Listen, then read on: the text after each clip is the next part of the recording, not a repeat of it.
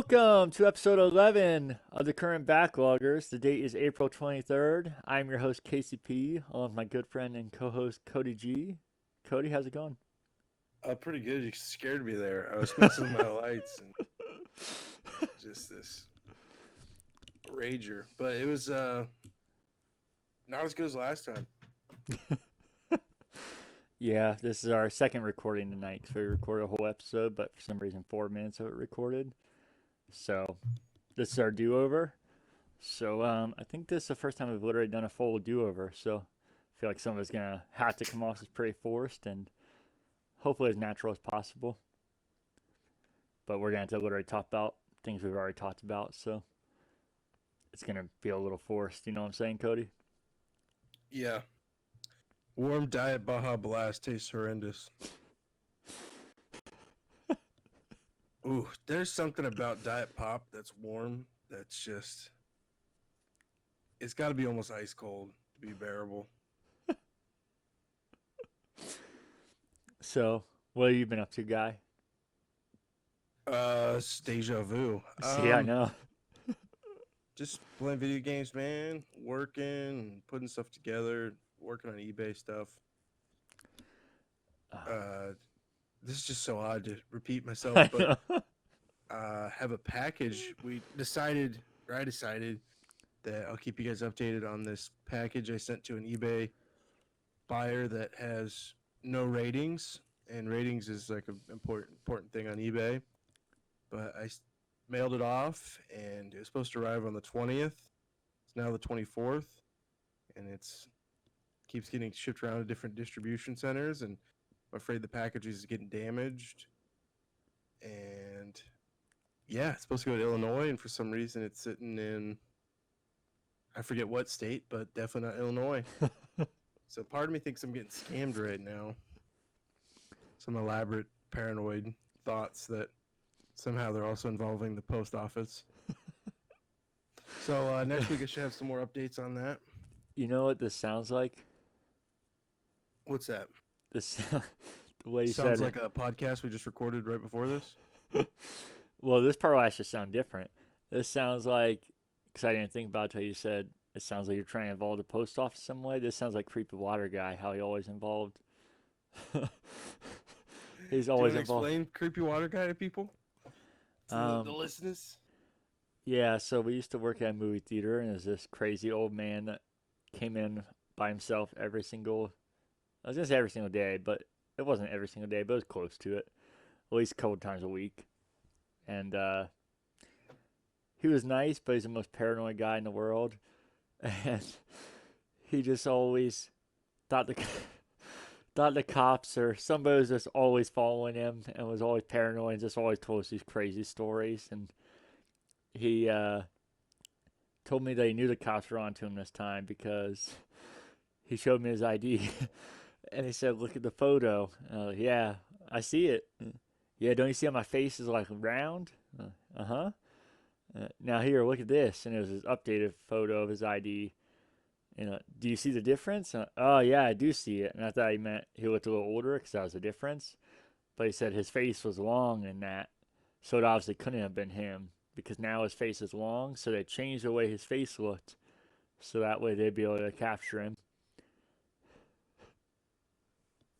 That is, that's so great. There's so many good stories we have of him, but that's probably the best one. My favorite was the one where he said people were messing with his car. He'd be like, "Yeah, I went to the mechanic and they said I had to get an oil change, and I knew someone was messing with my car." It'd be like the most normal things in the world. Like, dude, I knew someone's been driving my car because they said I needed brake pads. Like, no, Chris. His name was Chris. Chris, that's normal for cars. They need maintenance. Did you ever get one of those where it would just be normal maintenance for his car and said it was like someone messing with his car? Oh yeah, I got countless stories of those. I can't remember most of them, but because they happened every Dude, time I saw them. it was really crazy. I had to put gas in my car. That's how I knew they were messing with me. Dude, there's no way he's still alive, right? 'Cause he just stopped. He stopped. He stopped coming to the theater, and we just all because he would come every day. It felt like. It seemed like it, yeah. Probably 'cause he stayed for your entire shift, but he was there a lot. Yeah, he would. He would come in at like 2 p.m. and be like, "Give me your latest showing." You mean the movie playing at midnight? Yeah, give me that. And then one of the cops there that worked at the theater got really concerned about him and looked into him and found his sister. And she's like, "Yeah, he's got a lot of money and he could afford a house, but he's homeless and lives in hotels." So I'm guessing he would hang out at the theaters in between hotels. I don't know. And then he'd also tell us stories about how he'd go to the fair. You were getting those stories? Uh-huh. I drove up to Youngstown and decided to stop by their fair. They got a good fair. You ever get their caramel corn at that fair? Like, no, dude, I don't drive 2 hours to go to a fair. All fairs are the same. Why are you walking around the fair by yourself? I loved him though. Chris is my dude. I worry he's like been checked in a mental institute and never be seen again, or he has passed away. Yeah, neither result is good, and that's probably his two outcomes, definitely. And he would have been such a great documentary. Was it you that had? Oh my God, Casey, do you remember that? I just had I a rush of remember. memories. Oh, I asked you to get his phone number, and he said somebody stole his SIM card. I was like, dude, we got to make a documentary. If you see him, you got to ask him. And then do you want to tell? I don't remember that story that well. I just remember it being awkward and him making up a story about a SIM card being stolen. Yeah, it was that, and then it got awkward because we thought he'd just be so out of it. They'd be like, "Oh, sure, why not?" But he was his normal conspiracy self and overthought it. What does he want me on? It's just like a YouTube documentary. No, I don't think I should be doing that. And he just tell the way he said it. They thought you were like up to something.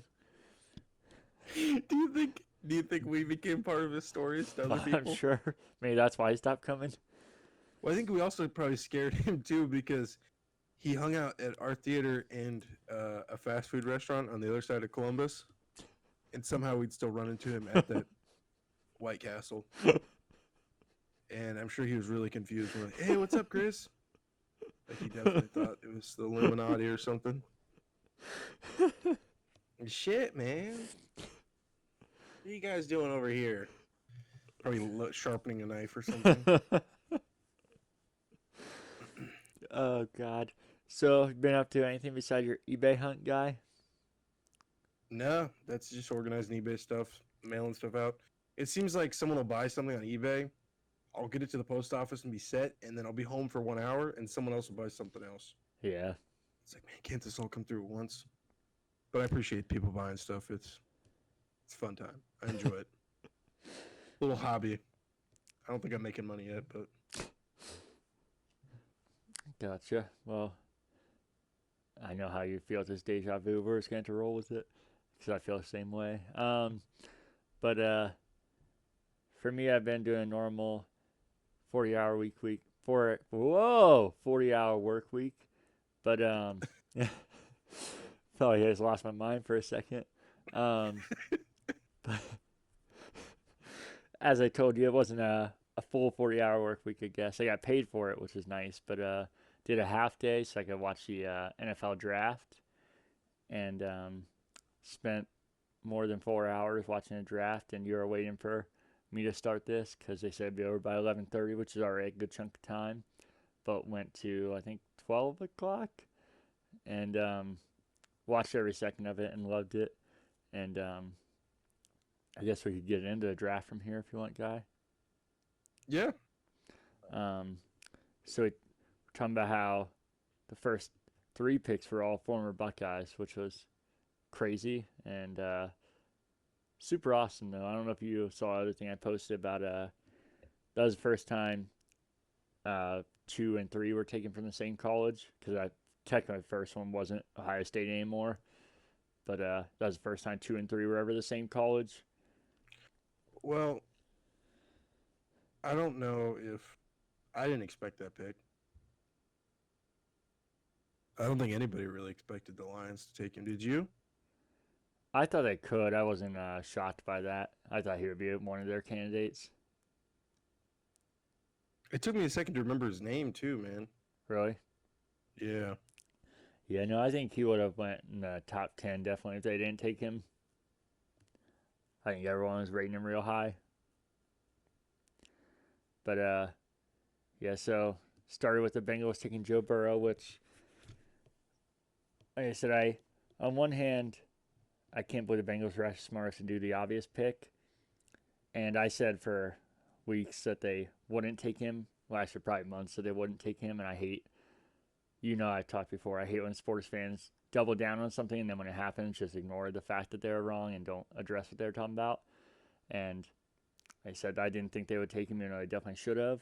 I did change my mind within like the past couple of days because all the reports from like top people said the Bengals already told them they were going to take him. So I was like, okay, so they really are going to take him. So as far as tonight, it wasn't a shock to me that they took him, but just my train of thought going into it before tonight or before the past couple of days was that they weren't going to take him. So overall, it's still kind of surprising they were smart to do it. um, but I just think, like I said, I'm a Broncos fan, and that's not going to change. But there's a lot of like secondary teams I'd root for, and the Bengals would be one of them. I even have some old Bengals clothes, but they just kept so many scumbags around. I don't even care that they're not haven't been very good very much or very often. I'm a Reds fan. They've been fucking horrendous for like 6 years. I'm a Blue Jays fan. They're really good now, but they're historically they've been terrible. The Broncos have had some amazing years, but in between that, have had some of the worst years in their franchise history. So obviously, I want my teams to be good. I was gonna say I don't care if they're bad, but obviously I want them to be good. But I stay with them even if they are bad. So it's not the Bengals' quality; it's more that the kind of people they keep around, not their skills. It's the terrible people they keep around that makes them hard to root for. And fortunately, they got most of those out. I think Mixon's the only one that is still a terrible human. But Joe Burrow seems like he's the complete opposite. He seems like the classiest guy and also has the skill to go with it. So I hope it does pan out because I feel like he deserves it. And I feel like I was gonna say Bengals fans deserve it, but they're pretty fucking unloyal, so I don't really know if they deserve it. But it'd be cool to see it be successful. I hope so, man. It'd be nice to see the Browns and the Bengals on top of that division versus the opposite, which is what it's been for a while. Yeah. And then yeah, Chase Young going second to the Redskins, which I said I think he's kind of player only comes around like every 5, 10 years. I don't think there's any way he's gonna be a bust, but I fucking hate they went to the Redskins. They're not. It's not like they're one of the teams I hate the most or anything. I feel like there's nothing I really like about the Redskins, and they're always just annoying. So I wish we would have went to a team I like, so it made it a lot better. And he's with Haskins now. Yep. Haskins. But So we'll see um, how then that like plays out for him. yeah, then like you said, Akuda went third, so three Buckeyes the first three picks. And what do you think of the Browns pick at 10? Yeah, like I said before, I think it's a really good fit for them.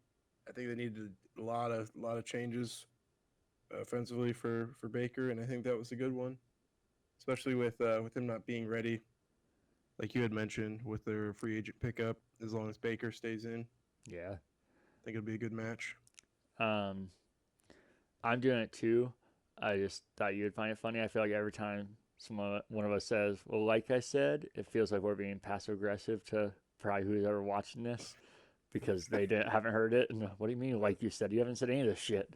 And I'm just picturing how funny this must Yeah. sound. Well, like I said, um, but um, Wait, has it been 4 minutes? Is it still recording? it's still Drum roll. recording. Suspense. I got real close to the camera without realizing because I was looking at the screen.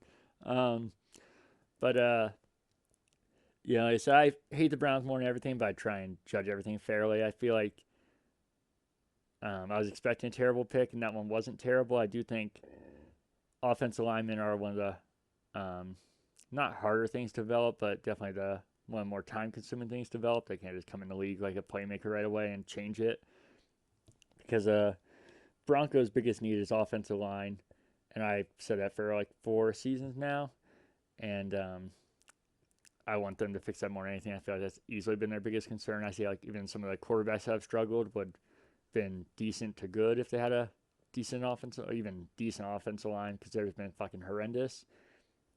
And but I feel like they took a wide receiver, Jared. Oh my god, I said Jared, Jerry Judy. Oh my god, that's why I mixed it up, Jared Judy. And that's actually what I was hoping they would do is take a receiver for that reason because I feel like offensive line is their biggest weakness, but that takes more time to translate. And I feel like wide receiver will just boost them right away, especially the young quarterback. And as I told you, the Judge Judy memes coming out and gifs of coming out of him are already so great. Hopefully, I'm sure you haven't seen any since the time we got off here, but I think you'll like him when you see him. Yeah, man. I'll have to hop on there and see it. But yeah, man, I feel like the Bengals, Broncos, and the Browns, the three Bs, are actually making some decent moves. I'm excited for football to start, and hopefully it starts normally and no issues with Corona. Yeah, I'm with you on that. That's the most depressing thing about the draft. It so much excitement, but no guarantee that it's leading towards anything. Which that's usually the most exciting part about the draft. All right, the start of NFL coming back, and potentially this could be the start of not coming back again. And I'd feel the worst probably for the Buccaneers because um, they're all in for yeah, this it one season. may feel terrible for their loyal fans, but as far as their players, I think it'd be fucking hilarious. Um, we didn't even talk about that actually last time. Did you see the other douchebag they got to go there? Yeah, Yeah, yeah, traded he's for. done with wrestling now. Yep, they traded a fourth round pick for Rob Gronkowski, which is fucking ridiculous. The Patriots get anything for him because he retired and he's not playing. So it helped them and the Buccaneers out because they got, as much as I hate him, a really talented tight end, and then the Patriots get pretty much essentially a free pick for it because the player that was retired. So that sucks, and I hope the Buccaneers go 0-16 and they both retire. And if I was a Buccaneers fan, I mean, I would kind of hate. I wouldn't like that we got all these new fans. I'd fucking hate it if the Broncos got. Well, if the Broncos got these players, I wouldn't root for them. But even if you are the kind of person that would, I don't know how you're so okay with everybody that's getting bandwagon over. I would not want those kind of fans if I was a Buccaneers fan that actually has been there. Yeah, no, it's so weird. I would have never expected that would happen this offseason. That Gronkowski comes out of retirement, I did. and then I Brady goes to the. That's just so weird and off wall. But I think it'll be similar to like when Jordan went to the Wizards. It was Wizards, right? yeah. Yeah, I heard that. I thought of that, and then I saw a lot of people making that comparison. That it's definitely not going to be like straight to the Super Bowl. I hope I so. could see maybe 2 seasons. I see some injuries for Gronkowski because he had some issues his last year with the Patriots, right? Oh yeah, and he's had back issues his whole career, so everybody's thinking it might be a risk to play at all. I think actually having a year off it might benefit him a lot. Most players they get out of shape and it affects them, but I think anybody with him being so fragile that might actually help him a lot. And I hope not, but I feel like he might have one of his better seasons. Brady, I'm kind of in the middle. Most people say he's absolutely done and he's washed up, and then there's some people that say he's gonna turn the franchise around. I wouldn't be surprised if he is washed up, and I hope he is, but I also wouldn't be shocked at all if he does have another really good season or maybe two, but probably just one more season. But I'm hoping that's not the case because I don't want him to do good. Do you think? I think the reason stuff might have fallen apart with the Patriots. Do you think they wanted him to take a back seat? It's possible, but I don't know what the hell they're even doing right now. Their quarterback, I can't remember his name. That's he couldn't. I don't know. I don't like making statements like everybody does because I don't know much about him. So maybe he could be crazy, but I feel like the fact that you never really heard of him and nobody knows much about him is probably not a good sign. And I thought for sure they would go after Andy Dalton or Cam Newton or draft somebody high or do something, but they're just sticking with him. So I don't know. Yeah, I could have seen the Andy Dalton thing. I think You or somebody at work told me that, and I was like, man, I could see that. Yeah, and I That guess makes so much sense. that still could happen, especially with them taking Joe Burrow, but they might want Andy Dalton to be there to help him out. Didn't Joe Burrow make some comments that he wanted to go to the Bucks? I'm not sure. I didn't. Well, I didn't hear if he did, but that doesn't mean he didn't. Or Yeah, maybe I you heard mean the there was a Buckeyes. rumor, and that's what he was asking for to go to the Bucks to Yeah, play second string to Brady. he's probably just confused and was talking about the Buckeyes. He's like, I don't want to be on LSU anymore. Oh, that's so bitter. That's such a bitter thing for me. um. So how long till the Browns take quarterback? That's something I didn't ask you last time. I think with the leadership they have in there now, I think they're going to stick with Baker for a while. Really, I think they'll definitely take quarterback this draft. Just win. Really? Yeah. Well, I was gonna say they shouldn't. Um. On one hand, they definitely should. I don't think Baker's the guy, and I said that before he's even drafted. But if you Mm-hmm. do think he is, then I don't know why you would draft a quarterback. But I think that's exactly why they're gonna. I think they think he is, but they're still like, oh, the Browns just can't pass up taking quarterback every year for some fucking reason. What about your boy Case? Um, Case Keenum.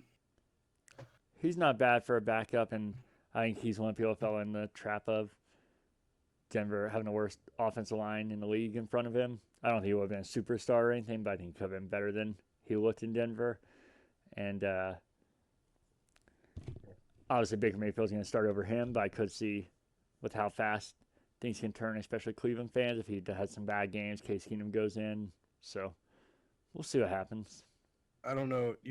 I know you probably love this show, but Building the Browns. I don't love that Uh, show, no. dude, that show. Kudos to those guys. It's such a high production quality and huge turnaround. Like the stuff you're watching in episodes sometimes happen like 3 or 4 days before the episode aired. It's like, how is this even possible? Yeah. But I saw in the newest episode, Case said that he told Baker to watch out. He's coming for his position. Seems pretty amped up. So Yeah.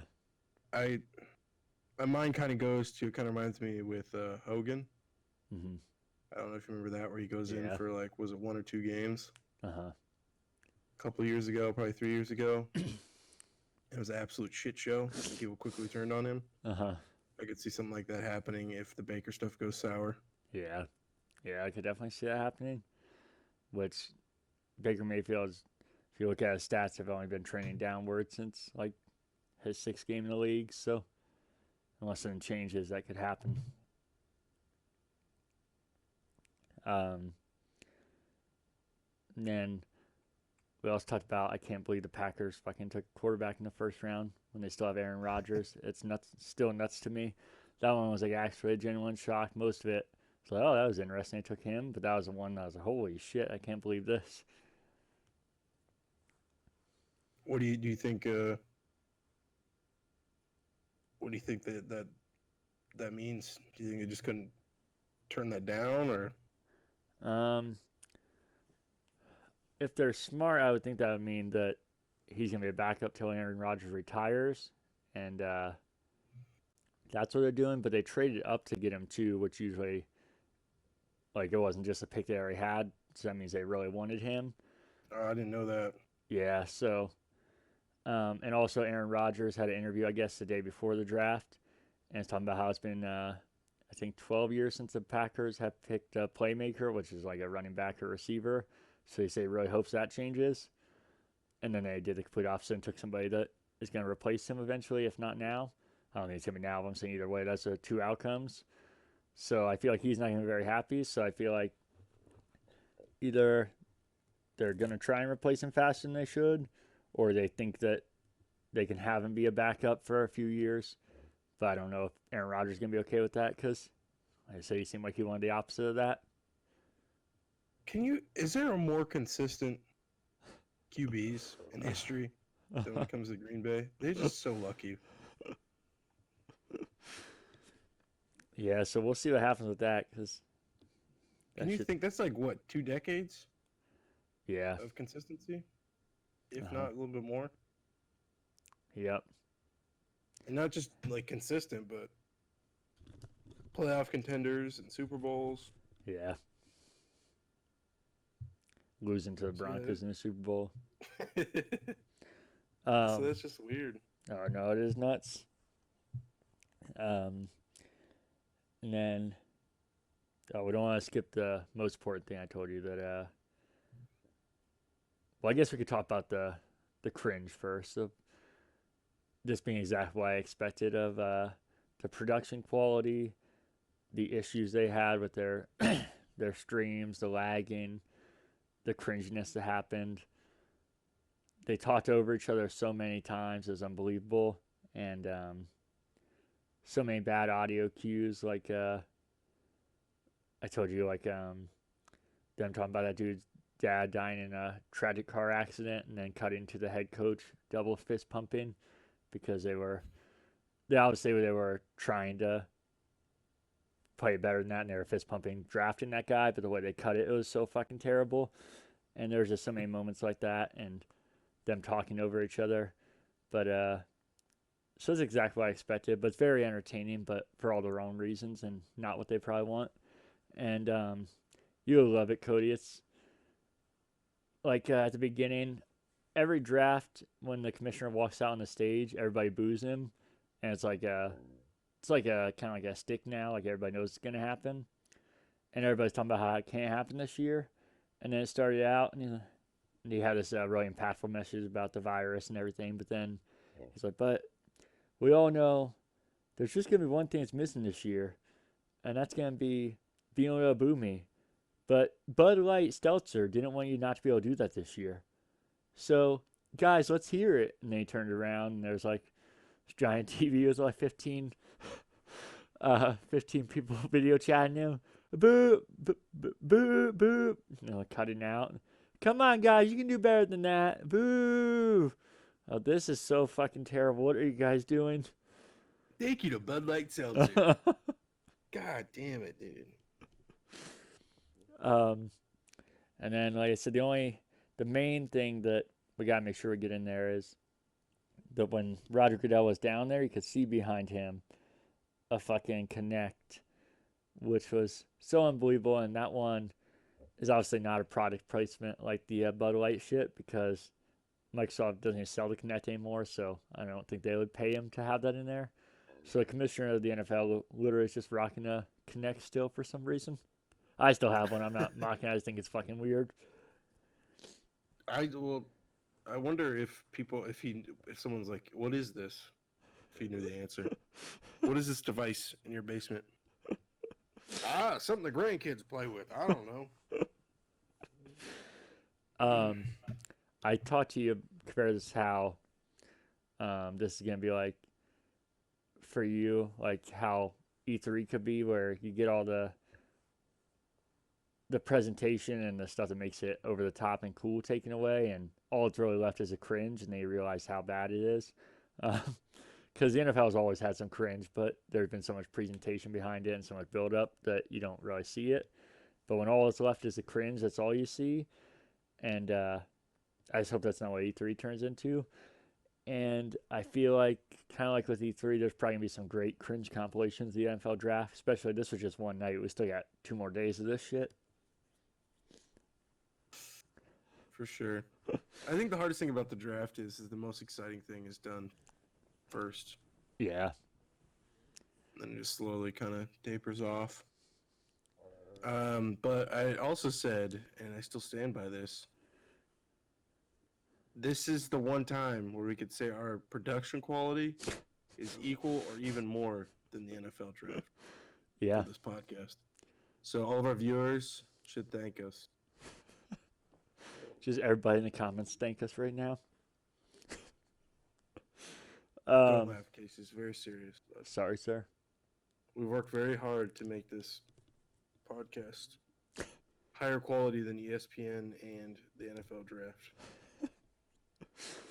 Um, then the next thing we talked about was the NHL season possibly starting up in July and ending in September. So they play the full rest of the regular season and the playoffs and Stanley Cup in September, and they would do it in certain NHL cities. Like I can't remember all of them. I know Minnesota and Raleigh would be one, and then certain divisions will play in certain cities based off of where they think makes the most sense. So like Columbus is in the metro, so they would play in Raleigh because that's not too far from here. And so I don't know if that means that fans will be there or not, since they said they're going to do it in cities that are more contained or have controlled it better. Because it would really suck to have the Blue Jackets make it this far and have a home playoff game, but have it be away. And but at the same time, it would be so much fun to be able to road trip to somewhere like Raleigh and watch Blue Jackets and have like a home away playoff game and be able to travel for it and make it an event. But I just don't know if there is going to be fans there or if they're doing these locations and they're still just going to be empty or how they do it. Yeah, I don't know. It would be exciting, but man, there's just something about having it here in Columbus that'd be awesome. Oh no, yeah, no doubt the atmosphere in those games were unbelievable, and being able to even like go to you remember going to Roosters or whatever. It was like watching a big Buckeyes game, which the Blue Jays are popular here, but there is nothing like that when they're in the playoffs like that where everybody's paying attention. It's like usually during the regular season, it's just like the people are really into hockey or watching it. For those series, it was like everybody's paying attention. It's like like I said, a Buckeyes game or something.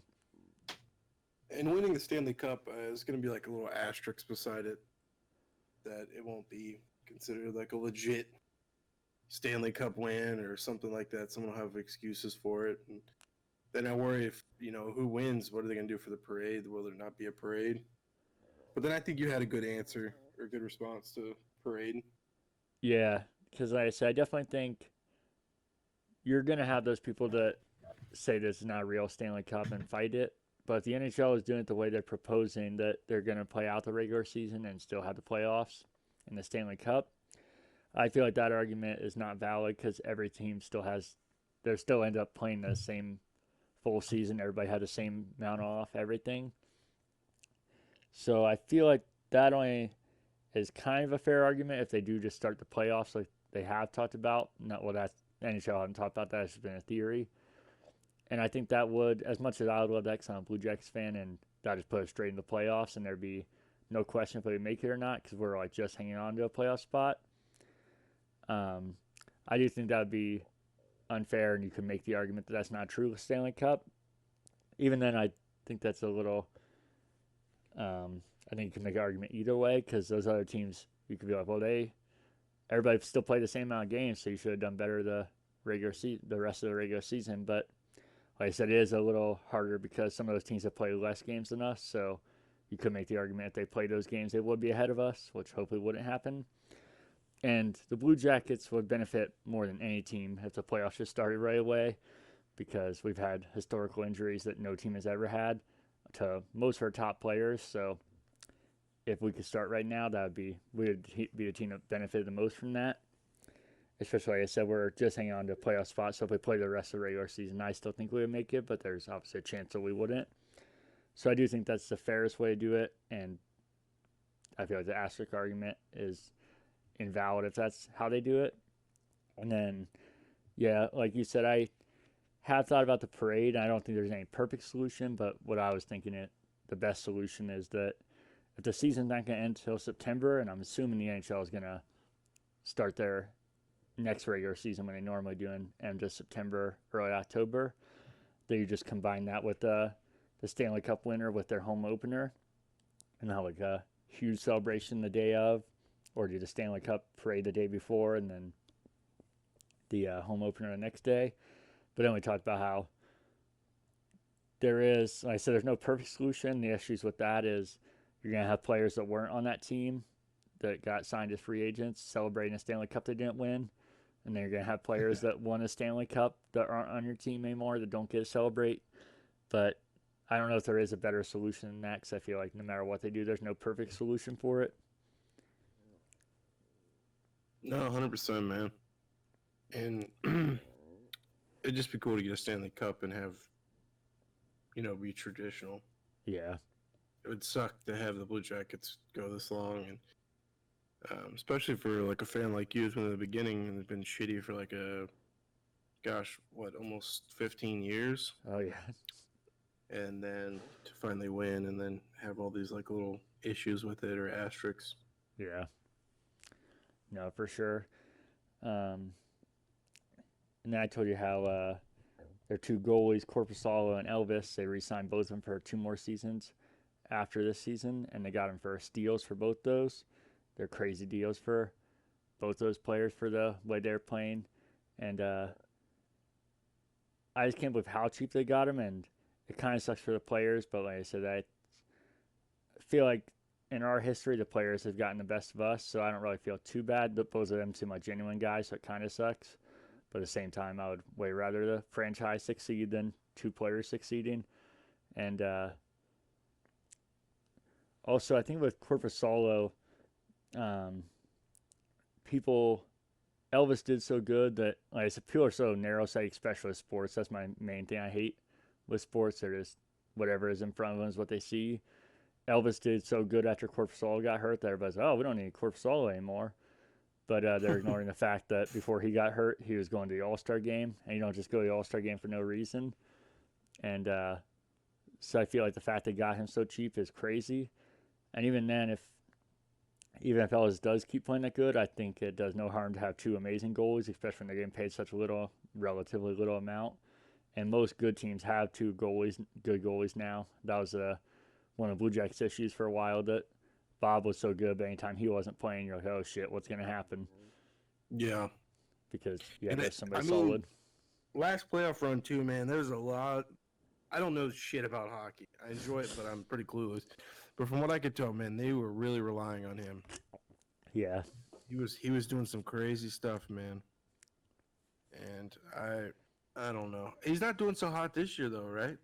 No, yeah, he's doing worse than either of those goalies, which is crazy, making 10 times more the money than both of them combined. How's Breadman doing? He's doing crazy, unfortunately. But Uh, like I said, that's kind of stuff. That's why I don't feel bad. The argument for a long time was that the Blue Jackets were never good, so why did anybody want to stay here? And then they got good, and they're like, yeah, but they won't give him money. And then they started offering him money, and then they still wouldn't stay. So all the arguments of why people don't sign here have fallen apart. So at this point, you can only blame really the players that don't do it.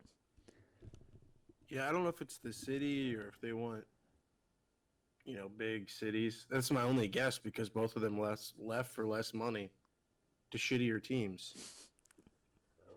Right? You would say both of those were shittier teams in the Blue Jackets by Yeah, far. yeah, definitely. So I don't know. I'm guessing it has to be the city. They want Yeah, some big because what he went to Florida and then he went to New York, right? yeah, So I mean, it makes sense the city wise. That's the only assumption I can make. Maybe Bob wanted to change something different. I yeah. don't know. I'm sure it was a city. I just never got the argument because if I was a player like that, if I was successful somewhere and they're paying me, especially if they're paying more, if I just care about money and you're getting paid more, you could use that money to live wherever you want for 60% of the year, anyways, and just be in a city for the other, probably not even 40, probably like 30% actually. And also, if you're in a city like Columbus, you're making even more because the taxes here compared to somewhere like New York are going to save you a shitload of money. Or even real estate, man. Yeah, uh-huh. Like $1 million here would buy you an amazing house. A million Yeah, dollars in New York would probably give you like 1,000 square foot. yeah. Um, do you got any corrections, questions, or feedback this week, homie? Just the Animaniacs. I went in a little too deep trying to remember. Well, I was trying to remember why I thought they were kids of the Warner Brothers, and I found out that they were the Warner Brothers, Yeah. and that was it. The mystery solved. And you said our good friend left a comment with all of their names. Yeah, James left it. Those three names. I'm not looking at it right now, but I think it was Yoko, Woko, and Dot. Something like that. Wacko. Yakko. Yeah, Yakko, Wacko, and Dot. That was it. I knew Yeah, Yoko. I was like, that doesn't sound right. She Um, snuck in. um, yeah, I don't have anything either besides the normal. Obviously, we got Discord, so it has its own issues. But if you have any corrections, questions, or feedback, you can send it to currentbackloggers@gmail.com. And you got any news this week, homie? I know I don't. Yeah, the only thing that was kind of stood out to me is Amazon canceling some not titles that are coming out soon, or but kind of titles that are coming out in June. They stopped pre-orders for them, and no one's not. I really can't find any information on why they would do it. Besides, maybe people are ordering more stuff from Amazon, but it still doesn't make sense. You can order all kinds of stuff from Amazon. Yeah. Um, maybe they're worried about production from China. I don't know. I can't figure it out, man. Because Ghost of Tsushima got delayed. Ghostbusters got delayed, the remaster, and then Biomutant got delayed. Biomutant's not supposed to come out till December. The Last of Us and Marvel's Avengers and Cyberpunk is still available. Didn't Um, the Ghostbuster remaster already come out? did it? I thought it Let me did. let me look it up. Um, I also put that together first. It's a Ghostmaster. yeah, buddy. Um, yeah, it looks like it's already out. Then what the hell is this article talking about? I Unless could it have means sworn for it like was the out. Switch, maybe. Is the Switch version? I thought that was No, out too, but I'm available not now. positive about that. Yeah. Release date October 4th, 2019. What the hell is this article talking about? The Ghostbusters the video game remastered also listed for June 2020. What are you talking about, Kotaku? You almost said Let me Kojima. let me check if Biomutant it's actually coming out too. When is that coming out? Is that actually December? Because that's the one that really threw a wrench in. I was like, why are they delaying a game that comes out in December?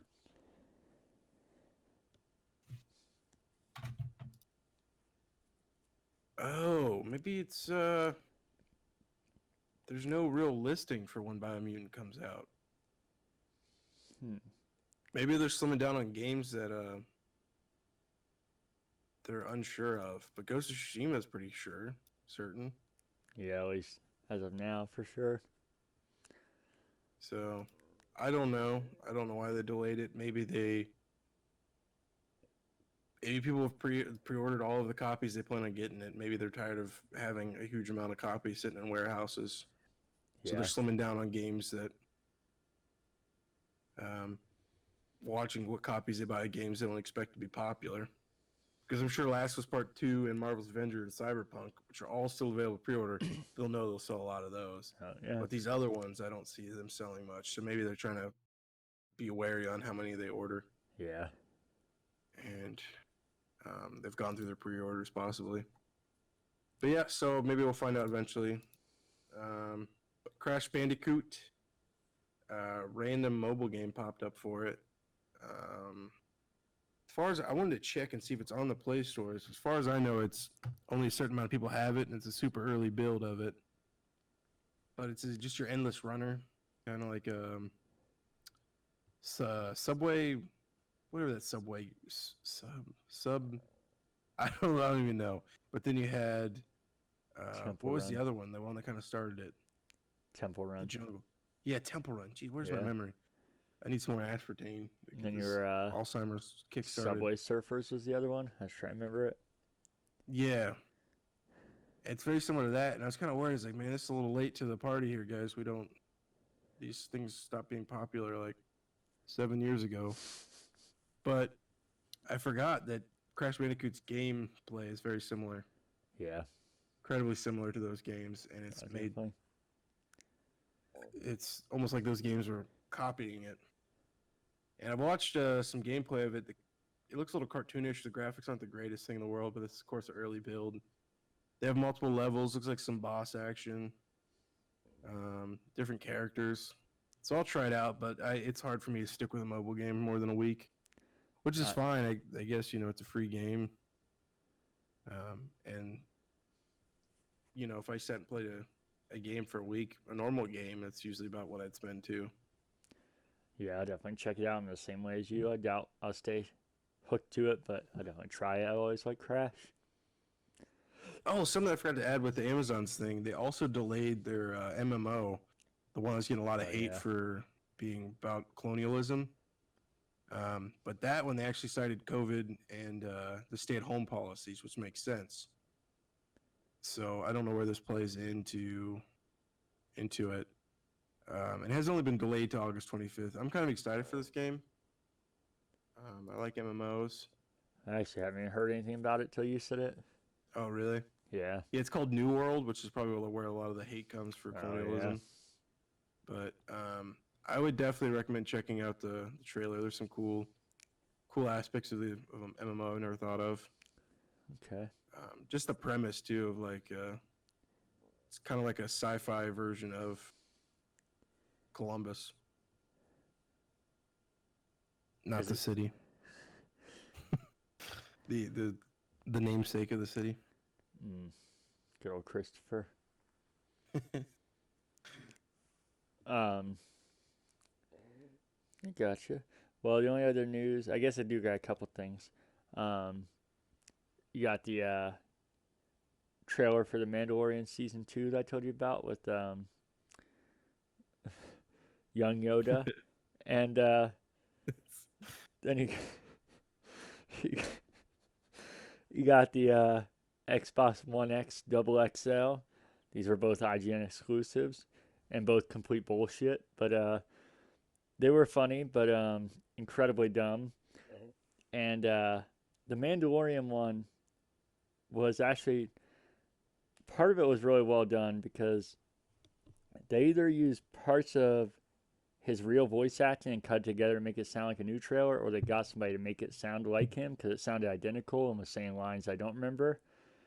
But then it cuts to what is now known as young Yoda, and he's sitting there smoking, and he flips him off and does offensive things, and looks fucking horrendous. So you know right away it's fake. Then at least you should. Some people somehow didn't. But the one thing that made me not believe it before I got on was the fact that IGN was the only one posting. I knew it would be everywhere. I thought it was a real trailer. And also the fact that the title said Young Yoda, because Star Wars went out of their way to never call him Yoda, so it was obvious it was not real. But it was funny for what it was. And then the Xbox Double XL, I didn't even click on it, but it sounded just too dumb. Um, but then Cody, I didn't tell you this part. Somebody at work, um, he was he was trolling somebody else. You know, yo, do you see the announced the Xbox One Double XL or the Xbox One X Double XL? And no, what's that? You know, oh, dude, it has 42 HD or 42 no, it was HDMI, yeah, 42 HDMI ports. And then the guy's, why the hell would you need so many HDMI ports? I don't know, bro, but it's got 50 USB slots too. He's like, what the hell are they doing? And he just didn't tell the guy this was fake, and the guy kept seeing more. Jason? No. Jason just be like, "Oh, cool." Uh huh. Yeah, it was fucking. He never told the guy's joke either, and the guy just seemed more confused and wondered why they would do those things. Yeah, I'm gonna start doing that just because there's a guy at work that always asks me about video games, and he's pretty new into it. I'm gonna try that. I also You it know, made it, me. it had actually got me. Oh, did it really? I saw it pop up, and I was like, "Oh, hold on, Renee, we gotta watch this." And I was like, "Oh, god damn it!" I thought some more news on it. I it just also I think I keep saying Xbox One X, but it's not. It's Xbox Series X, obviously. The whole naming Xbox scheme. Series X Double XL. Um, but I don't know. I just seemed too fake, and I feel like maybe if I didn't see the Mandalorian thing before, I wouldn't have been as suspicious. But it kind of made me bummed out that I didn't look at it for hearing it had 42 HDMI ports because that sounds really funny if they really went into details of specs about this thing. And Yeah, I think there was like footage of it too, some ridiculous there's already like mock-up. TVs usually have 3 to 4 HDMI ports, and it's already too crowded. I can't imagine a tower of 42 HDMI ports. Um, But like I said, I think these are probably leftovers from they wanted to do for April Fools, like they always do. And then people are like, "Oh, you can't joke. We're all sad right now." So then they waited, especially when there was no news, and then Yeah, did it. I would hope so. Because like I said, I feel like that's obviously much smaller scale, but for what they do, that'd be like similar to talking about like a giant terrorist attack happening and Fox News posting it, and then be like, "Did that seriously happen? I can't find it anywhere." Oh no, we just want to post a news story, which I knew might not be the best example because I know news does post fake stories, but nothing like that where they just kind of skew the facts, not just straight up make something up like that. So I feel like that's equivalent to what they report.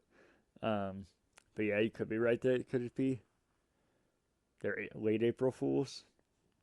Um, I don't have any gaming pickups this week. What about you, guy?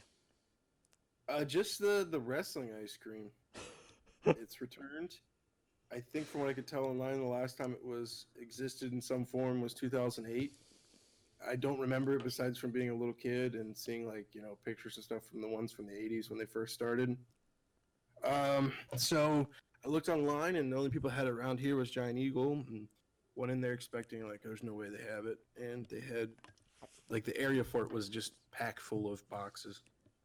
Um, the wrestlers traditionally it's just like an ice cream sandwich and they've printed on some like nasty, who knows, cancer causing printer of the image of a wrestler on it, and your options are Roman Reigns, John Cena, and Macho Man Randy Savage, and then a Oh girl I've never yeah, even heard of. I haven't kept up with modern wrestling, yeah, but so I got them because I don't remember getting them as a kid, but like you said, it before we in the mess up that I'm sure I got them uh huh, because you got everything they had, yeah. and there was a really cool box art of Stone Cold Steve Austin, and I'm sure if I'd have seen that as a kid, I definitely would have wanted them.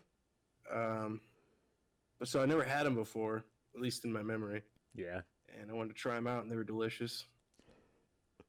They're really good, just like a just vanilla as it can get. They had like a chocolate layer, and they removed the stick. And I realized wrestling fans have been asking for these for years, and CM Punk had made some meme like 10 years ago to bring him back. Um, in the show. Yeah. So I'm happy for the fans that brought him back, and it seemed like it was a big push. There was a guy I found on Twitter that was posting about it, and he was a big inspiration for bringing him back. And they had these fans fighting to get him. So I Um. wanted to go out and partake, and now I just got to talk my girlfriend into keeping one of the boxes. She's gonna freak out. I've kept so many of these like different promo food item things. You can actually see one right there, the Xbox One X Taco Bell thing back there on that shelf. So she hates when I do that, but I want to keep one of these wrestling boxes. I like how last time you're like, no, I didn't get any game pickups, but I did pick some other things up. This time I asked you your game pickups, and I did get some ice cream sandwiches. like, like that was just a gaming pickup. Dude, this is a body of a man that enjoys some ice cream sammies. But you just And these skipped are right over good that. You're because just most like, time it's like this complicated Neapolitan chocolate something or another. This is just pure vanilla, buddy. but you just It's a, skipped right over it. Like that was a video game. The wrestling ice cream sandwiches. dude, it is, man. It's, a, it's the best video game in the world. It's called Early Onset Diabetes. Um, one of our viewers would say you've been practicing that for a few years now, bud. Um, um, any other pickups for you, guy? That's it, man. That's it. I feel like there's something here, but I can't think of it. I gotcha. Um, what you been playing, homie? Witcher. I've gotten a little bit further into it and learning the combat. I thought the combat was something complicated I was completely missing because it felt like I was getting destroyed, not knowing what was happening. Mm-hmm. But then I watched some YouTube tutorials and realized it's incredibly simple and learned about some builds. In like RPG terms, it's like how to do your stats Mm-hmm. to have a decent character. Because there seems to be a lot of useless stats in Witcher, where they let you throw in your points, and you get only given a certain amount of points towards useless shit. So been focusing on a build, and I'm enjoying myself. Decent story, and like I told you, it's very similar to. It feels like a Bioware game. Yeah. Um, like the conversations you can have with characters and affect things in the story, and I'm really liking it. It's just it's one of the shorter Witchers too. I think it might be the shortest Witcher, and I'm already thinking like, God, this is such a long game. I was gonna say shorter Witcher sounds like probably 30 hours. I think it's actually 40, which is Yeah. sad. And Yeah, that's normally like, I'd be like, that's a really man, I long dilly game. dally.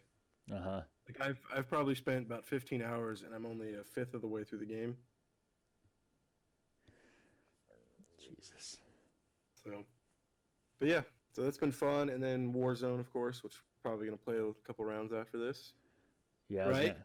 Cool, I'm still cool. down. I didn't know if I was gonna say I didn't know if you wanted to because it's obviously gonna be a lot later than we thought. Plunder. I'm having a lot of fun with Plunder. It feels like a better version of Payday. That was a game, right? Payday. Yeah, Payday the heist. Yeah, yeah. It feels it's great. And then uh, Battlefield did this a few years ago with Hardline. Oh yeah. And I've played both of those, and I feel like this is a better version of it. And I'm having fun. It's just a matter of finding a good person to have a good balance, or a good personality person, because there's a lot of pissed off people in those lobbies, and they just make me so angry. Just the point that I'm going to mute my mic. But then I meet cool people. Like I met a Canadian guy that's incredibly vulgar, but incredibly nice to me. He's vulgar every time he dies to the enemies, but if I mess up, he assures me that that he still loves me. And so I added him on there, and that's my Canadian friend.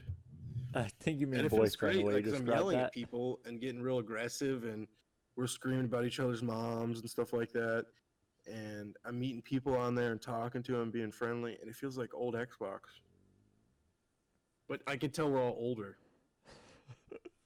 It's weird. It's almost nostalgic. Yeah. Um, that's all for you this week, guy. Yep. Gaming wise, yep. Yeah. Um, I've also been playing some Warzone. I finished a couple games this week. Like I said, I finished Borderlands 2 finally with Ryan on co-op.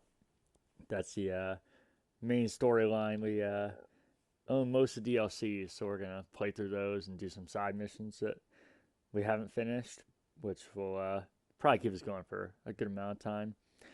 And I played some Halo MCC, some multiplayer, and then campaign. Try and work through it with a couple different people, including Michaela, my little sister. And I told you it's fun watching her play because she grew up playing games, but not usually games where you're using two sticks, and that throws somebody off right away if they aren't used to doing that. And you can tell playing with them. Like I'm playing online, and I can tell right away because she'll like walk up to somebody but not start shooting because they'll be like a little to the right of where she's going. So you have to walk and then stop and then start turning. So it's just funny seeing somebody because that's just like that's muscle memory to us. But as soon as somebody picks up a controller that's not used to that, I feel like they just breaks your brain trying to use two sticks to move and one to aim. It's just really funny to watch though. But for how little she's played and not growing up playing those kind of games, she's actually doing I feel like as good as you can. And hopefully we'll get a hang of that and just be second nature like it is for us. And then I said Halo is pretty regular. It's usually like 5 games to kind of rotate through, even when I'm in beating stuff. And another one of them is Madden, and I got to play in our Super Bowl in our franchise mode against Aaron, and it didn't go well. It was a very entertaining game actually, and Aaron was streaming it, and it was probably about as most entertaining you can have as a Madden game, especially for a Super Bowl. And there's just so much shit that happened in that game. Madden always has weird stuff, but somehow that was just like the combination of all the weirdest things in one game. But it was super entertaining. But I lost. But it's the off season now, and now I can be like the Browns. But there's always next year, even though the Browns won't be in the Super Bowl to say that. They just say it's always next year. Um, Always next decade. um, And like I told you, we started with a fantasy draft, so that's why I have players like Lamar Jackson. And when I talk about these players, none of them are on their, well, most of them are on their real teams. Like I played against Von Miller, even though I'm the Broncos, which is really sad. Um, but after that, when you finish the season, you just go into your normal rookie draft, like the one going on right now. And normally you just have fake players that they make up. They're just like random names like Ron Johnson, and he doesn't have a picture, it's just a black silhouette. It's a very And poor name. yeah, I don't know why I went. That's not even like a traditional football name. I just felt like if I tried to say a traditional football name, I'd say a real player, and then people are like that. That makes sense. Um, but oh, Ron Johnson. No, it's Ron Swanson. I was like, why does it sound so familiar? Um, but yeah. So that always kind of killed my mood, knowing that all these players were fake and that they had like no connection to it. So the farther you go in a franchise, the more it kills it for me. But there's for a good amount of time, you could always download what are supposed to be the college rosters, and you have their names. You just don't have their likeness, but you can still try and make them look like them. But I never really know how to do that. And now Madden actually like build it into the game, so it's just like a couple button presses, and then it downloads a roster. So like Joe Burrow, Chase Young, Tua, like everybody is on there and has players that kind of look like them and all the stats that they should have. So I'm really excited actually for the draft now, and I have a first round pick, and Aaron doesn't. So I'm gonna build up into this dynasty. He had one great year, but I'm gonna have like a decade of great years, you know. There you go, man. Who are you gonna take in the draft? I Can don't you let me in know. on the inside? No, I would if I knew. I just don't know because part of Who's where your I'm QB? screwed, Lamar Jackson, so I'm set Oh, there. Lamar. Yeah, you said that. Um, Um, and yeah, I then don't know, man. I would, yeah, I wouldn't hide it from you. I would tell you, especially since it's a podcast. It gives people some inside info. Um, But the part that kind of sucks is that I went to the Super Bowl, so now I'm going to be picking 31st. So a lot of the players that I would look at are not going to be there by the time I pick. So I feel it's going to kind of be like a real draft where I might know who I want, but they probably aren't going to be there. So I'm going to have to panic and go, oh, God, who do I take? And then I could do like the Vikings and Raiders have and just forget to pick and then lose my pick. Um, but I talked about Aaron streamed that game, and I was gonna, but for some reason wouldn't let me stream it. But I feel like I want to make it more of a thing to maybe each week on here talk about the games and maybe stream some of the bigger ones or maybe stream the ones I play against real people at least or the Super Bowl and kind of have it be like a build up. And if you want to watch, you could, or other people want to watch it because it's entertaining. It's good fun. And like I told you, you can get EA access, I think, for $30 a year. And I feel like you should do it and you should join us on our Madden franchise. The Browns are still available and they're still somehow terrible even in our franchise. I think they went 3-13, even though they can literally get any player in the fantasy draft. So they really literally reinvented their whole roster, but still we're one of the worst teams in the league Where's somehow. Baker at right now?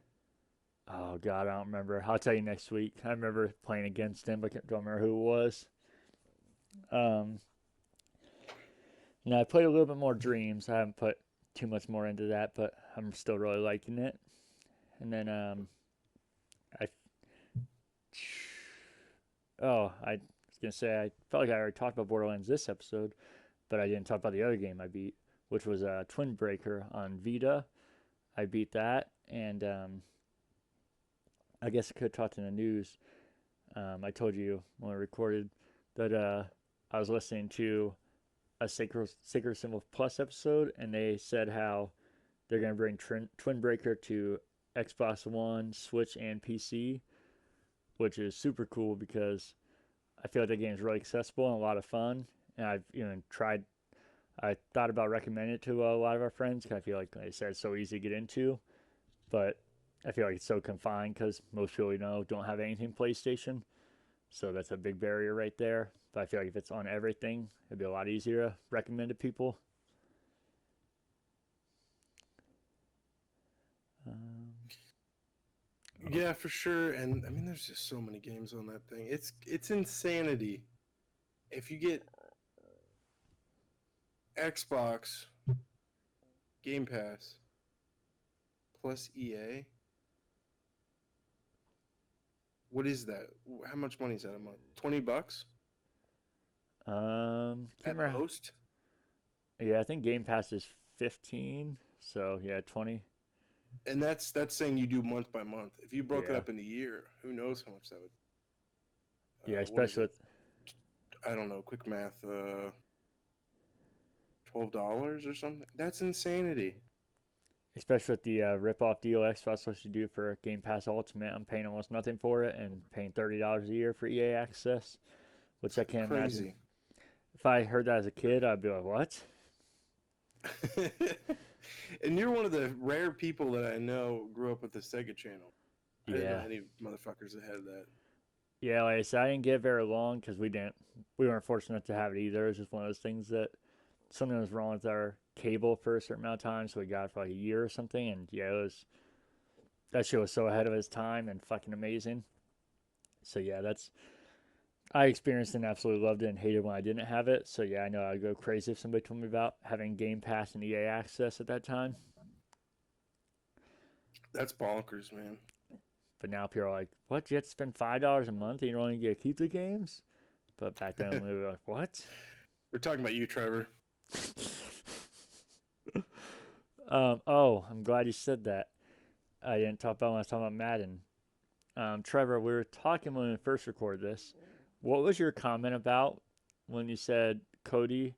I was playing with the Dolphins. Did I say something wrong? Did I say you're playing with somebody else, or did Cody make fun of you, or what was that comment? You said how you're keeping up with this, so just let us know in the comments of what you meant by that, because I'm very confused. And Trevor, I miss you. We haven't hung out forever. um, what have you been watching, guy? I watched what Red. Oh my gosh, dude, what is happening with my memory anymore? I gotta put down the diet pop. I feel like this aspartane's actually messing with my mind. What is the Vin Diesel's movies called? Bloodshot. Bloodshot. There we go. Thank you, Casey. Um. Oh no, I forgot the other two that I was comparing it to. um, Upgrade and Brightburn. Thank you, grandson. Grandpa has a bad memory. It's really good. I think the premise is very interesting and original, and it feels like an '80s action movie, especially like a RoboCop mixed with was it True Lies? Yeah. Was it True Lies? Yeah, or Total Recall. A lot of Total Recall vibe to that. So if you like those movies, it feels like a homage to it. Uh, the only way to watch it right now is to buy it online. It's like $15. And what we did is we got a group of 4 people together that wanted to watch it, and that's already cheaper than movie tickets. It's good. It's good action. There's just some horrendous dialogue in it, and it's bordering pretty close to the Fast and Furious franchise. Yeah. So Um, that sounds CG's like pretty something. limited though. That's what I liked. Yeah. I told you when I Good saw that fighting. trailer, I was kind of on the fence. I thought it could either be a really cool action movie, like knowing what you're getting into, that's gonna be over the top and fun, or it could just be too far where it's cheesy and dumb. So that sounds like something I want to see because I didn't expect like a groundbreaking story or great writing or anything. Just at the best, I thought maybe like a fun action movie. And like I said, if you see Brightburn and oh god, what's the other one? Upgrade. So if anybody knows any good numbers to somebody with like a Alzheimer's doctor or something like that, let me know. Yeah, I think those are better movies if you're looking for that, but a similar vibe. I guess this is based on a comic book that's from a company that has a shit ton of characters. They have like 1,500 different characters, and this is supposed to be like their Iron Man for this comic company. Yeah, I And they're remember supposed to have hearing. after credits, and they, I guess, removed them or decided to not shoot them because they want to be too Marvel-y. Oh yeah, So I hope that I'm sure this thing did not make its money. I'm guessing Yeah. because of the corona. Um, but I hope they continue to make them because they have some cool, interesting characters. And at least in this movie, and Iron Man was kind of similar too. They're kind of more real superheroes versus um, than what you see. I mean, they're far from real. The stuff that goes on, and they're like nanotechnology, the stuff we heard 1,000 times. Yeah. It kind of reminded me of Cyberpunk too, a little bit. Okay. So I hope they continue with it and make some other movies. Yeah. I saw a lot of heavy Chinese investment in it, though. To go back to that, that's a callback to some of the early episodes. Uh-huh. But yeah, there's a lot of Chinese investment. Um, you been watching anything else, guy? Roseanne and Woke Up Dead was just this old John Heater. It's weird to say old, but it was a big news when it came out. I think the guy from Married with Children, the Bud, had an original come out at the same time on Crackle, and I was excited for this because I love Napoleon Dynamite, and I thought this was gonna be something huge. So I tried to watch it initially, and I was like, "This is horrendous." And then I bought they re-edited it and made it into more of a movie, and I have that. And I'm still this is the second time I've tried to watch it the movie form, and it's horrendous. Um, at the time, I did not know who Josh Gad was or Christian Ritter. Um, but of course, they know they're huge actors now. Well, Christian Ritter not so much. I mean, she's decently famous, but they're both bigger than John Heater. But my favorite is Christian Ritter. Her like to let people know what she's been on was Breaking Bad, and Josh Gad is just The Daily Show. So it's weird to think that Uh-huh. this was kind of an early thing for him, and to see how huge he is now. Yeah. Not in body form. I think he's actually lost some weight. He's kind of fat in this. But yeah, it's advertised as a zombie flick, and he just, at least as far as I'm in it, he's never actually a zombie. He's just a guy that should have died and didn't die. And he's immortal. Yeah. Check it out. It's really shitty. Is that a good sell? Is people rushing now to go buy it? I'm already ordering mine, buddy. You can't see on my Cool. end, but I'm totally ordering it. I feel bad for John Heater, man, because Napoleon Dynamite was huge, and that was kind of like an indie film that he kind of fell into and became a huge star, and then just everything after that kind of sucked, except for that. Here we go with Alzheimer's. Casey, help me. The Transformers. Blazing with Will Ferrell. Blaze of Glory. Blaze of Glory. Yeah, there you go. That was pretty decent, but everything else kind of was not that good. You're missing one that was great though. It didn't do well, but it was great. Oh, yes, I love this movie, Benchwarmers. Yeah. Benchwarmers is an amazing film. But yes, take it back, John. I love you. You got some good movies. Just Woke Up Dead was horrendous. It's not even bad good. It's just bad. Okay, now I'm canceling my order. Um, anything else for you, guy? uh, that's it, man. I got you. I watched Lost. I haven't watched tonight's episodes yet, but I watched the two from last Thursday. Getting real good. Well, it's been real good, but those are two great episodes. I know you said you haven't seen them, so I won't spoil anything. Watched a little bit more of The Walking Dead. Still really liking it. I just only watched a little bit because there's only so much time to do all this stuff. Then, of course, the NFL draft. Watched the first round tonight, like I said, and then be watching every segment to them today, I guess now, Friday, and then Saturday. Do it all over again. It'll be a great time. And I don't know if they can possibly get more cringy than a coach fist pumping one of his players' dads dying in a car accident, but we'll see.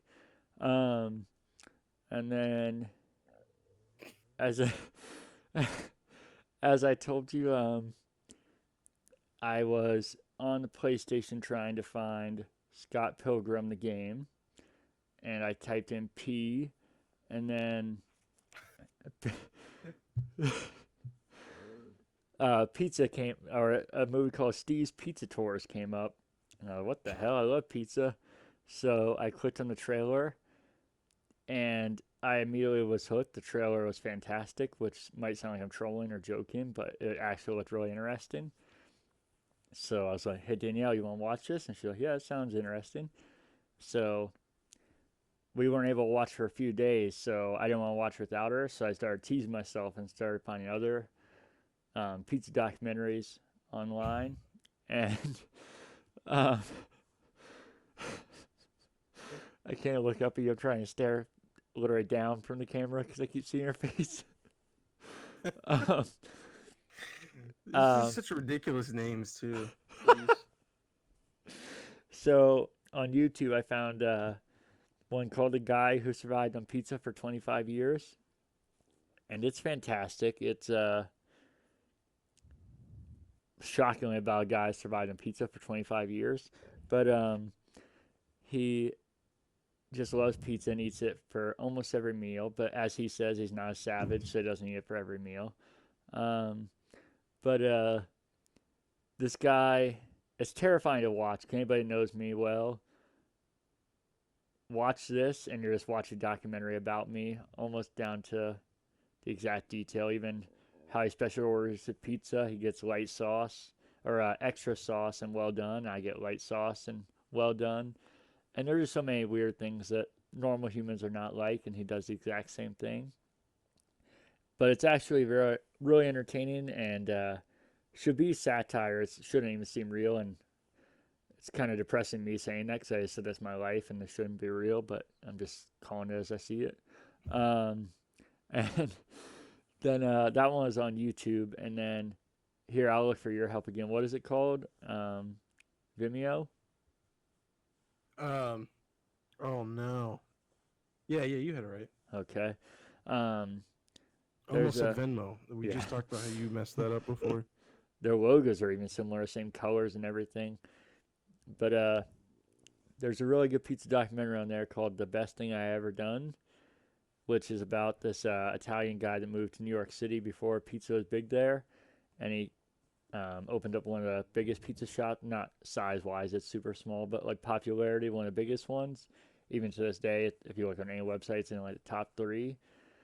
But it's crazy. It's about this guy that he's made every single pizza that has come out of the shop, and like I said, it's one of the most popular in New York City. So you can imagine how many they sell. And he used to do literally everything in the shop, but as he got older, his daughters were able to work the counter and take orders and stuff. But even to this day, he still makes every single pizza, and it's really good. But both these were teases to be able to get to Steve's Pizza Tours, when me and Danielle could watch together, and it was fantastic and lived up to the trailer. And it was a perfect combination of being ridiculous premise because it is, and he's actually a really funny guy and seems genuine, but also a lot of like touching moments, which you wouldn't expect with something like this. But I feel like what good documentaries do is kind of a little bit of everything if that's what they're trying to go for. And he talked in there about how he has a minimum of 15 slices a day. He has a quota, It's a week, and right? yeah, what did I say? A day? Yeah, Yeah, no, that would be a lot that'd more be more crazy. par with you. Yeah, yeah, because it's a week. Because yeah, that's what I was gonna say. I probably eat at least 8 pizzas on average per week, and so I'm eating way more than I don't count, but I'm eating way more than 15 slices because I usually finish a medium pizza and eat close to a large. So I'm easily eating way more than 15 pieces a week. So I'm a little jealous of this guy and kind of hate him, but he also seems genuine and like a good guy, and just kind of jealous. But yeah, Cody, I think you should watch all three of these, and I feel like everybody should. Pizza's just great, and these are great. And went down the rabbit hole with these, but I can't wait to find more pizza documentaries. And like I said, I feel like the guy who survived on pizza for 25 years is definitely the funniest and most ridiculous. I think you'd probably like that one the most. And then, Yeah, send me the list of these. okay, well, the best thing I ever done, I feel like he's definitely the most like, um, I don't know, what you like, Legit. yeah, or like the most touching, or just like the most scenes most sincere, and just kind of like, um, oh, the screen just went black. Let me make sure we're safe. You there? Yeah. Okay, just 1 second. Stick with me. Oh, it's because the PS3 turned on. Why does this happen every time? I'll be right back. Oh, so yeah, I think Casey's got a problem. Is addicted to pizza. I can still hear you, Um, Chief. oh, whoops. Yep, I didn't leave. Has there ever been a time where you're like, God, I don't want pizza right now? No, definitely not. The worst that has happened is I'm like, I don't really want that pizza place right now, but that's a great thing. They all taste different. So I'm like, I don't really feel like Pizza Hut, but Donato's is always great. Or I'm like, I want classics because I get classics every night I can now, pretty much. I still got to try that place, man. Yeah, you'll have to come over on the weekend. That's why I figured out right now they have special hours. That's why they weren't answering. Normally they open until 10, but on the weekdays they close at 9. So Oh, that's part of why I've been getting it so much on the weekend because every weekday I want it, but by the time I'm off, they're closed. So it's kind of like a tease and real excitement for the weekend. So I usually order it like 3 or 4 times a weekend. we Uh, gotta. I gotta get a group together. We're gonna make a pizza documentary about you, okay. and then every so often we're gonna do an episode of Casey going to pizza places and talking about them and reviewing them. I would love that. I'm Especially down. because you have a great way of dissecting them. That'd be really gross, especially if you got like the mic up close. You use like 6,000 napkins. It looks like a Uh huh. murder scene when you're done. Um, but yeah, I feel like the best thing I ever done is like the most touching one. I feel like you would like it because, like I said, you've done some documentaries, and I feel like it's kind of like that, kind of like a set piece kind of thing. And then Steve's Pizza Tour, I feel like it's a combination of both those, like best production value, but kind of like combination of the other things. But yeah, I'll send you a list of them and I let me gotta know kind when of you. get a diners, drives, and dives or whatever that show's called. Is that Sounds what for it's like? sounds familiar. I don't remember what that is though. That's at that Guy Ferrari, Columbus's own Guy Ferrari. Oh, I always try and avoid him, so I'm not sure. I don't think Columbus can claim him either. I think he was only born here Yeah, and as then I he said, moved to California. I didn't even know he was from here, and that would make sense if he grew up in California. That seems a lot more fitting, especially that fucking hair he has. Um, so that's all I've been watching this week. But the reminders for your free games this week on Xbox One, you got Knights of Pen and Paper bundle till May 15th, and Project Cars 2 till April 30th. On 360, you got Toy Box Turbos till April 30th. And on PlayStation Plus, you got Uncharted 4 and Dirt Rally 2.0. And then even if you don't have Plus, you can get Journey and all the Uncharted except for until I think May 5th. So if you have Plus, then you can get all the Uncharted. And that's the free games this week. You know, Ed, that reminds me while I'm thinking about it because I keep forgetting. Uh huh. Um, I need to go get that pen and paper thing. Sounded interesting. Oh, really? Yeah, I'm gonna see if I can. I don't. That's the. I have such a hard time tracking the stuff down in the store. Yeah. I like tabbed it on the Xbox because they do a terrible job of organizing it. Um, and that's part of why I want to do these reminders, like I said, because I forget myself. So it's a good reminder even for me. Um, so I know last time you didn't have any when we first recorded. You got any fake outrage, buddy? Um, yeah, I do Oh, actually. really? I was being So stupid. this, what kind of happened to me was kind of like, feel like I was almost abused mentally and physically, and treated like my time, was is not worth anything. Uh huh. Basically, what happened was, my time is pretty valuable. At least I like to think so, and I hope my friends think so Oh, as wait. well. I And know. when they asked me to do a podcast for like hour and a half, 2 hours, Uh-huh. whatever, and then they don't check to see if it's still recording, and just to get my life ruined like that, and um, it's just fake friends. No, I understand that. You don't have to worry about it with me because I've been checking and it's still recording. But I get how theoretically that'd be an issue. Oh no, but it's not about you, man. It's this other guy that I've been doing stuff with. Oh, I got you. Well, I don't have any fake outrage this week either, but I'll get back to it. I just don't want to force it, and it'll come up. It's too good of a segment, and we only got good reviews about it. Only good reviews. Yeah, Um, anything else for you, guy? that's it. I'm downloading right now. Knights of Pen and Paper bundle Nice. Look at you. Um, because of you, because of this oh podcast. yeah. Um, you say you still want to play some games, guy? Let's do it. Warzone Okay. Thunder. Um, if you're cool, I'm gonna do the solo segment for like 10 minutes, and I'll join you on there. Cool. I'm gonna go. I'm gonna go pee. Okay, sounds good. All right. I love you. Love you too, hun. Oh, you gotta say I love you, or if it's not true. Oh, I said I love you. Oh, okay. Cool. Bye. Love you. Bye. All right, well, that cringe fest is out of the way. You guys should have seen it the first time I recorded. Even more cringy. It's like he wants to be a cringe compilation. But, it's just us now. So we're going to talk a few quick things about the virus and social issues and whatnot. Nothing too major this time. But, so we hit what is supposed to be Ohio's peak on April 19th, which was originally supposed to be 10,000, dropped to 1,600, and it got as high as 1,380, so still more than 200 off from their lower projected. So still never got as bad as their new low projection. Um, and the day before that, it was 1,115. The day after that, it was, let me find it here, 1,317. So 3 days of over 1,000. So during that time period, all the talk was how it was getting terrible and it was so bad, which goes against that narrative. If you're using that narrative, goes against your own argument, because this was supposed to be the peak and you didn't even get to what the peak was supposed to be, but yet this was terrible for some reason.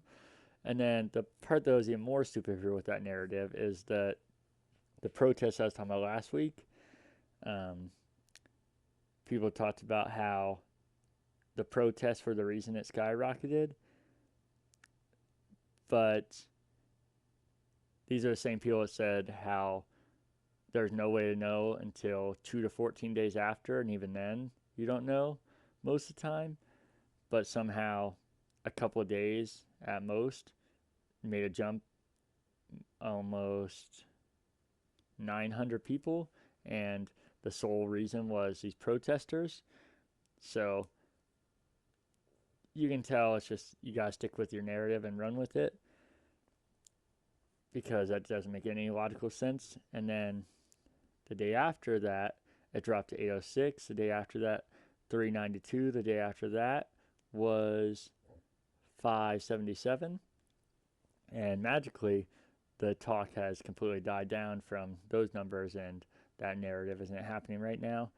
So it's kind of like they just pick and choose. And I don't know why there'd be such a big drop off, because these protests were still happening. Or it could have been, in fact, that there was such a high number because one prison in Ohio accounted for 70% of that new cases. So unless all the protesters went to prison and jumped it. But, just stick with your narrative, I guess. And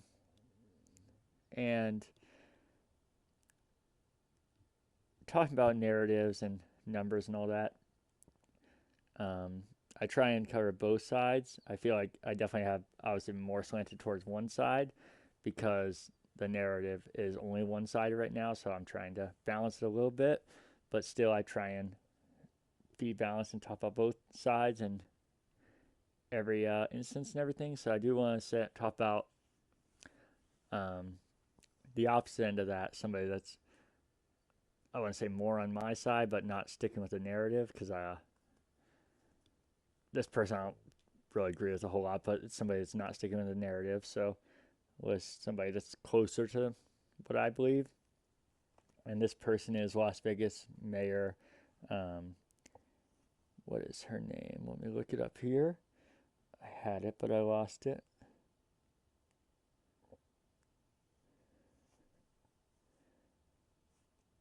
Caroline Goodman. She did an interview with Anderson Cooper. If you haven't seen it, you should watch it. It's hard to watch because she makes a damn fool of herself, which is saying something, because Anderson Cooper is a piece of shit weasel and a total liar. But it's entertaining, even though it's hard to watch. And it's hard to watch because, like I said, she's not going with the main narrative, but she's on the opposite far end of that, which, like I said, I feel like there's a middle ground. That's what I've tried to be, and I feel like the narrative that most people are on is the narrative most people stick to, and then you have these fucking outrageous people on the other side. And then, so if you're not on this narrative, and then you have to be on the outrageous side instead of maybe being somewhere in the middle. Because, like, this girl, or this mayor, she wants everything in Las Vegas open and downplays everything and acts like nothing's wrong, which, no matter how you feel about it, I feel like there's could be a balancing act.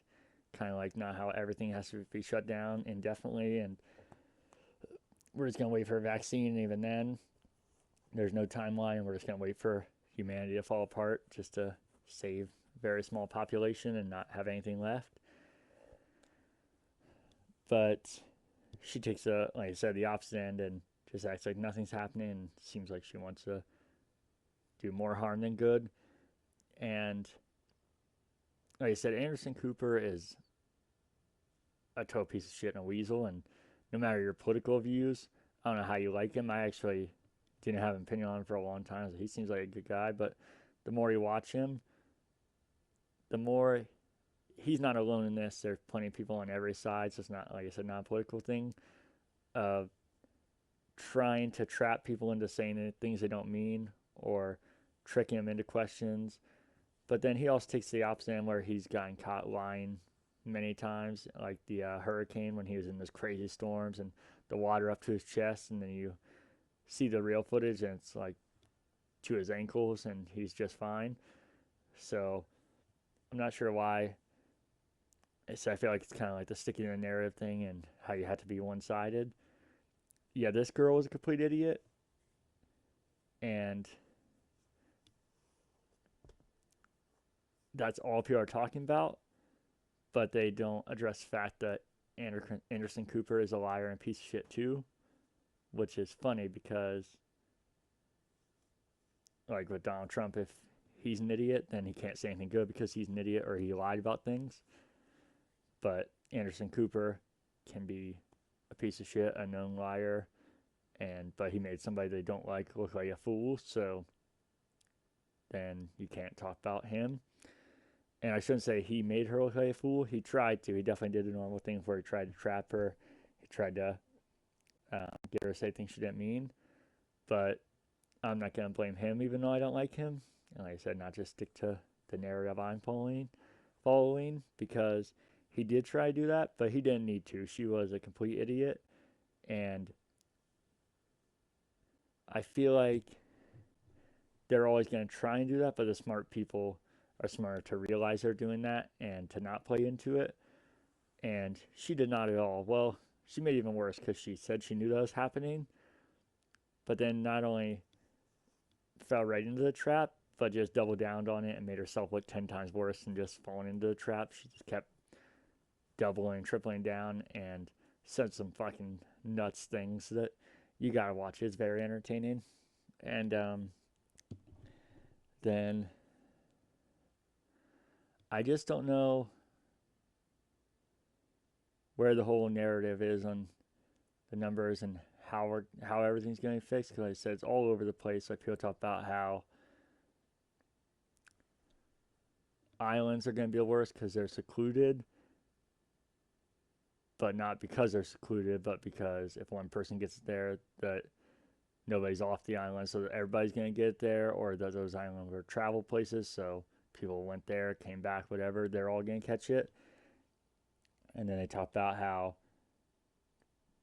Ohio is doing so good, but if you look at the states around it, it's doing so bad. So obviously Ohio needs to keep the restrictions they have. New York is doing the worst, and this is what Ohio and everywhere else could be if they don't do it. But then when you look at the numbers, none of it really lines up. Like New York, their peak was April 15th. Their peak so far, at least, was April 15th, 11,571, which is just above what our peak was supposed to be, and well above what our peak actually was. So at worst, is that as bad as it's going to be? New York. And then people talk about how Florida is a train wreck and they still don't know how to handle anything and they're still not doing any restrictions. Their peak is at 1,413 on April 17th. Then people talk about how Washington, D.C. is the biggest train wreck because Donald Trump is there and has no idea how to handle this. And I'm the first one to say for a lot of people that, not just because I hate him like a lot of them do and say everything bad about him, but that I feel like there's very easy restrictions he could have done early that were common sense, like um, flights to China in and out should have been stopped unless they were family members or necessary. But like I said, other people just they hate him, so everything is bad. Um, and but yet DC's peak so far was on April 7th at 229 people, which I'm sure people make the argument that DC is not a very big place, but the population is humongous. And then, like I said, you also got to counter in that these people are saying that this is the person leading that has no idea what they're doing, but yet they are averaging, like I said, their peak is at 229 on April 7th so far. And then I talked about the islands. You have Puerto Rico is at 109 on April 12th for their peak, and Guam is at 34,243 for their peak on April 9th. So I don't where are the consistencies here with the island thing. And Puerto Rico has 300 over 300 million or 3 million people, sorry, and Guam has 165,000 people, but yet they have more than 34,000 cases than Puerto Rico does. And then there's just different things all around. So I don't feel like there's any one answer that New York is the worst, so everywhere else is going to be like that, because if you look at surrounding states around New York, some are way higher, some are way lower. If you look at Ohio, everybody says it's doing the best because they took great action. And then you look at some places around us, some are doing better, some are doing worse. So I feel like most things, there's probably a middle ground. And a good example of this, and why I feel like we could use some learning, um, is it was a while ago now, probably like 8 months ago, maybe a year ago. Um, Ellen DeGeneres, I think it was a MLB game, was at if I'm right, an MLB game with George W. Bush and got absolutely destroyed for it because, um, well, obviously that's not the narrative, and people don't like George Bush, and he's a Republican, but because she was with somebody that doesn't fit what they like, and then even more so, that fought against gay rights and supports or doesn't support a lot of things that she fights for. And I'll be the first one to say I hate Ellen. I always have.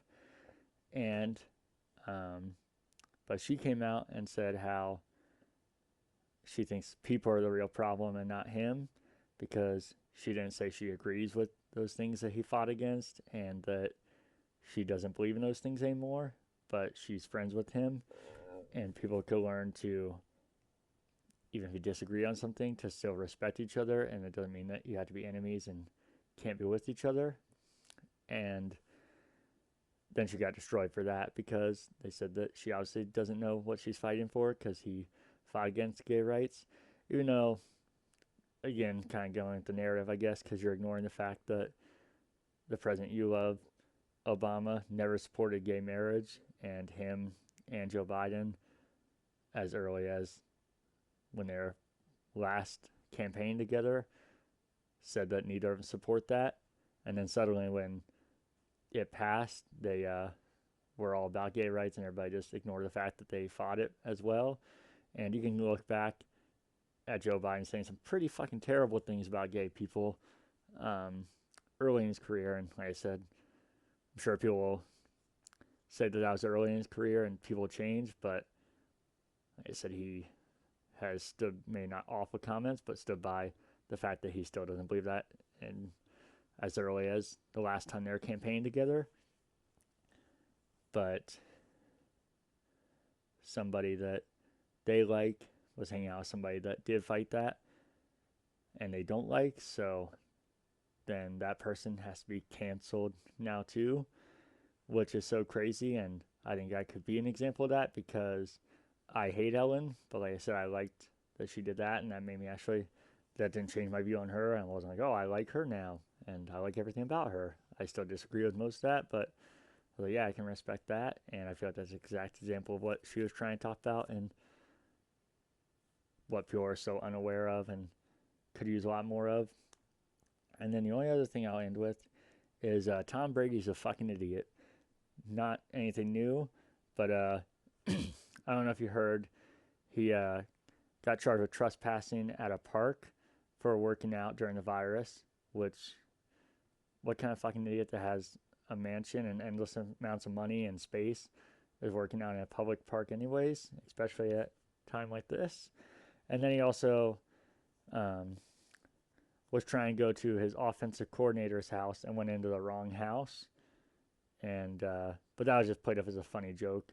You know, for one, if that was somebody that's not Tom Brady, people would mock him forever. And then also, everybody's overlooking the fact, I don't care, but the narrative would normally care.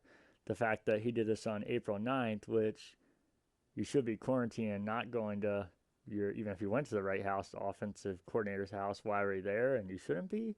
But Tom Brady, he's a fucking idiot, and I hate him. And yeah, I just wanted to share that because he's an idiot. And I hope the Buccaneers go 0-16, and I can't wait to see all these new lifelong Buccaneers fans that, and how many less Patriot fans there'll be, and see if there's a coincidence there.